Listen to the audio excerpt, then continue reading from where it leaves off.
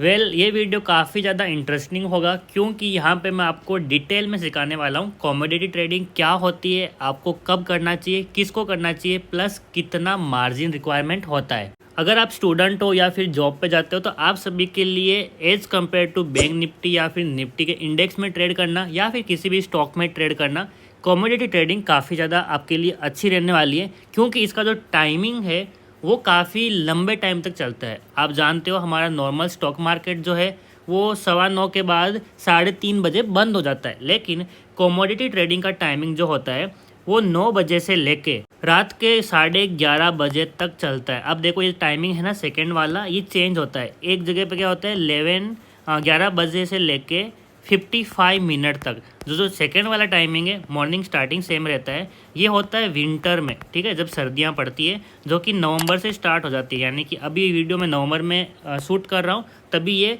Closing होगा 11:55 तक। लेकिन जो गर्मियाँ होती है उसमें 11:30 बजे बंद हो जाता है, यानी कि लगभग 25 मिनट का डिफरेंस रहता है।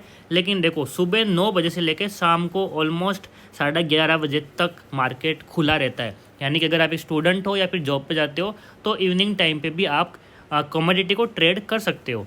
एंड इस वीडियो में आपको ये भी बताने वाला हूँ कि कौन सा बेस्ट टाइम है जब आप कमोडिटी को ट्रेडिंग करने वाले हो। तो पहले हम समझते हैं कि ये एक्चुअली होता क्या है। तो देखो जैसे आप बैंक निफ्टी या फिर निफ्टी में ट्रेड करते हो तो हमारे पास एक्सचेंज होते हैं, उनको हम बोलते हैं एनएससी या फिर एक बीएससी।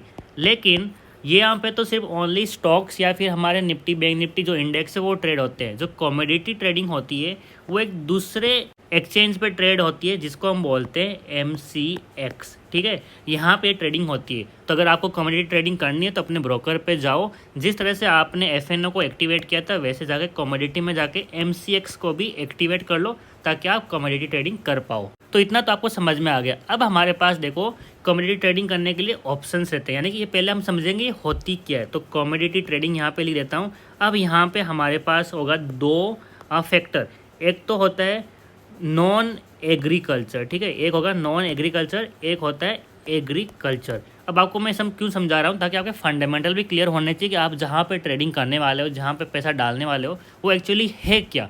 तो एग्रीकल्चर मतलब आपको समझ में आ गया कि जो चीज़ें हम फार्मिंग कर सकते हैं, जो खेत में उगा सकते हैं, उसको हम एग्रीकल्चर कमोडिटी बोलेंगे। जैसे कि आपके जो भी राइस वगैरह वीट है जो भी है वो इसमें आ जाते हैं। जो नॉन एग्रीकल्चर होते हैं ना, इसका मतलब जो चीज़ें हम नहीं उगा सकते उसको फर्दर दो चीज़ों में डिवाइड किया गया है। एक्चुअली यहाँ पे दो नहीं हम तीन बोल देंगे। तो पहला वाला आ जाएगा एनर्जी, सेकेंड जो आ जाएगा उसको हम बोलते हैं बेस मेटल, एंड थर्ड आ जाएगा प्रेशियस मेटल, ठीक है। अब यहाँ पे एनर्जी जहाँ पे हम ट्रेड करेंगे उसमें सबसे इम्पोर्टेंट रहने वाला है crude oil, and base metal में सारे अपने कॉपर वगैरह वो सब यहाँ पे आ जाते हैं। एंड प्रेशियस मेटल में आता है गोल्ड, सिल्वर एंड थर्ड वाला प्लेटिनम, ठीक है। तब यहाँ पे मैं आपको बताना चाहूँगा अगर आप ट्रेडिंग कर रहे हो तो क्रूड ऑयल के अंदर ट्रेड करो एंड गोल्ड में ट्रेड करो। ये दो चीज़ें ऐसी है जहाँ पे सबसे ज़्यादा वॉल्यूम रहता है एंड यहाँ पे हम अच्छा खासा प्रॉफिट बना सकते हैं। तो आपका फंडामेंटल तो क्लियर हो गया कि हम जो ट्रेड करने वाले हैं वो कहाँ पे ट्रेड करने वाले हैं एंड कौन कौन से हमारे पास ऑप्शन होते हैं। तो अब मैं आपको बताता हूँ कि टाइमिंग बेस्ट कौन सी होती है। तो best time to trade commodity वो होगा 5 बजे से, ठीक है, 5 PM, इसके बाद लेके आप रात के 10 बजे तक ट्रेड करो, ठीक है।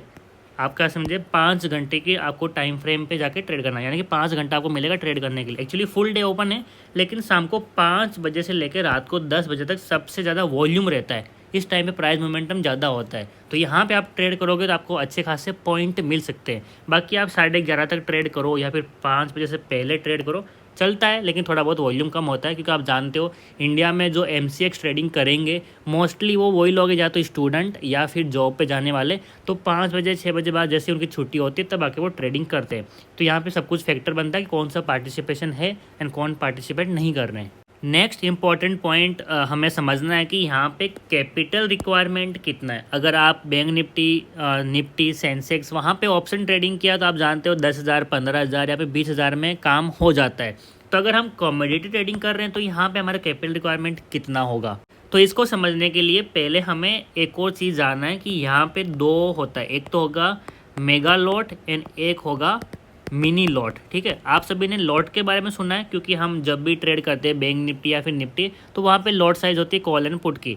लेकिन यहाँ पे मेगा एंड मिनी नहीं होता है, लेकिन क्रूड ऑयल में आपको, क्रूड ऑयल नहीं, जो भी कमोडिटी ट्रेडिंग मिलेगी वहाँ पे मेगा एंड मिनी मिल जाएगा।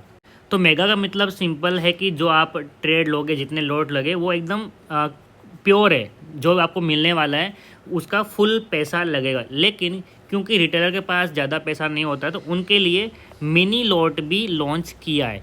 एंड मिनी लॉट में कैपिटल रिक्वायरमेंट कम होता है। अब कितना होता है, देखो मेगा के लिए अगर मैं आपको एग्जांपल दूं, क्रूड ऑयल एंड गोल्ड, तो दोनों में आपका अराउंड 30,000 लगता है मेगा लॉट में। ठीक है, कभी कभार इसका बढ़ भी जाता है प्राइस बेस्ड ऑन वॉलेटिलिटी कितनी है, तो उस टाइम पे ये अराउंड 50,000 भी जाता है। लेकिन यहाँ पे हम फोकस करेंगे मिनी लॉट पे, क्योंकि एज ए रिटेलर हमारे पास पैसा कम है ऐसा मान के चलेंगे, तो ये हमारा काम हो जाएगा लेस देन 20,000। ठीक है, कभी कभार ये 8,000 के आसपास भी काम हो जाता है, डिपेंडिंग ऑन कि आप कौन सा प्राइस वाला कॉल या फिर पुट ले रहे हो।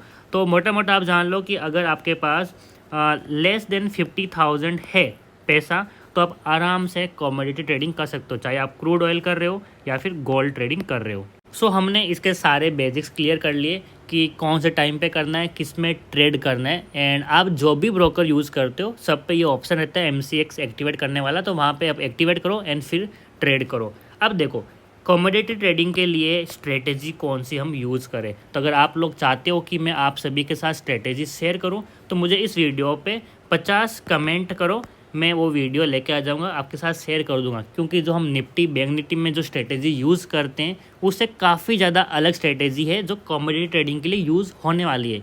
फाइनली अगर वीडियो पसंद आए तो अपने सारे दोस्तों के साथ शेयर कर दो, उनके साथ भी नॉलेज शेयर करो। एंड उनको बताओ कि अगर आप स्कूल जाते हो, कॉलेज जाते हो, दिन में ट्रेड नहीं कर पाते हो, तो शाम को भी ट्रेड कर सकते हो।